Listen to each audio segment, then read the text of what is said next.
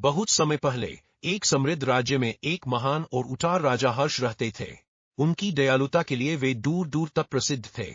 हर सुबह जैसे ही सूरज की पहली किरणें धरती को छूती, वे अपने भव्य रथ में सवार होकर नगर की गलियों में निकलते और भूखों को भोजन कराते, आवारा कुत्तों को खिलाते, गरीबों की सहायता करते और यह सुनिश्चित करते कि उनके राज्य में कोई संत या भिखारी खाली पेट न सोए।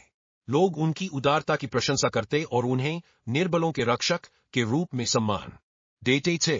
एक दिन जब राजा कुत्तों को खिला रहे थे, उनके साथ खड़े एक चालाक मंत्री ने कहा, महाराज, आपके बिना ये बेचारे जीव भूखे मर जाएंगे। आप ही इनके रक्षक हैं। आपकी कृपा के बिना इन्हें कोई सहारा नहीं मिलेगा। राजा ने मंत्री की प्रशंसा पर हल्की सी मुस्कान दी, लेकिन तभी पास बैठे एक संत जोर से हंस पड़े।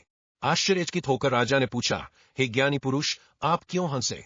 संत ने शांत स्वर में उत्तर दिया, मंत्री के शब्द मुझे हास्यास्पद लगे। महाराज, सच्चाई यह है कि इन्हें भोजन देने वाले आप नहीं, बल्कि परमात्मा है।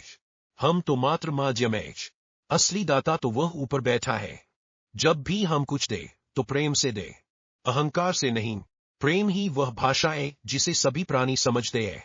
राजा चुप तो रहे, परंतु संत के शब्दों ने उनके हृदय में हलचल मचा दी। क्या यह संत उनकी उदारता को व्यर्थ बता रहा था? राजा का अहंकार आहत हुआ। उन्होंने ठान लिया कि वे संत को गलत साबित करके रहेंगे। उन्होंने अपने मंत्री को बुलाया और कहा, मुझे एक ऐसा काम दिखाओ जो सिर्फ मैं ही कर सकता हूं, कोई और नहीं। मंत्री ने सोचा और कहा, महाराज, आपकी दया और उदारता अद्वितीय है। आप ही एक ऐसे शासक हैं जो हर सुबह खुद गरीबों और बेसहारा प्राणियों की सेवा करते हैं। यह काम कोई और नहीं कर सकता। राजा ने अपने राज्य में एक विशाल भंडार बनाया और उसमें अनाज, कपड़े और धन भरवाया। उन्होंने घोषणा की कि यह भंडार हमेशा गरीबों और जरूरतमंदों के लिए खुला रहेगा।